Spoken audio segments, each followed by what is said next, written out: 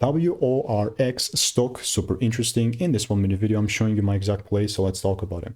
Scworx stock, I mean, it's good, 10.6% up, but ultimately just such a bearish market where I'm just not going to look to randomly sell here, you know. Beforehand, I had my prediction and unfair share of deal. You can see here, this is when I called out this sell side. 260 is where it was sitting at 5 months back. And then ultimately, man,